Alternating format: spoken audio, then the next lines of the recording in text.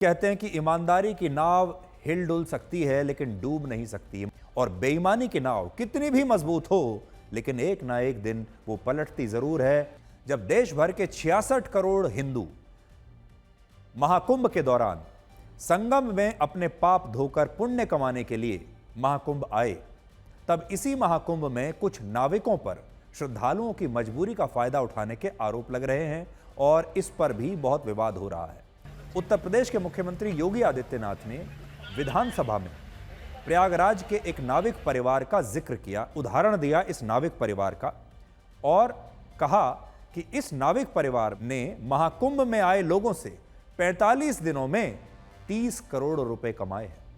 इस कहानी के बाद देश भर में इस नाविक परिवार की बड़ी चर्चा हो रही है। लोग पूछ रहे हैं कि भाई वो कौन से नाव वाले हैं, नाव चलाने वाला परिवार वो कौन सा है जिसने प्रशासन द्वारा तय किए गए रेट के हिसाब से 45 दिनों में 30 करोड़ रुपए कमा लिए। इस नाव चलाने वाले व्यक्ति का नाम है पिंटू मेहरा और इसके पास कुल मिलाकर 130 नाव हैं, जिनमें 5 नाव मोटरबोट वाली हैं और 125 नाव चप्पू वाली नाव है।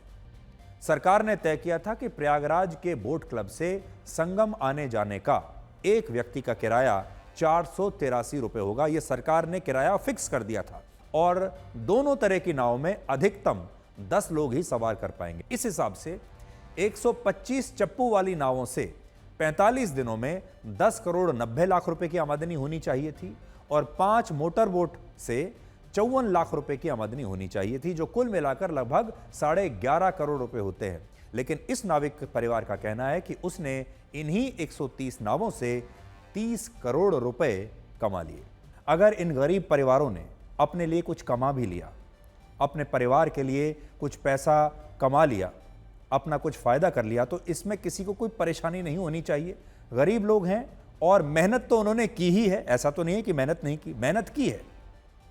बात सिर्फ इतनी है कि कुछ लोग ऐसे हैं जो स्वेच्छा से पैसा देना चाहते हैं।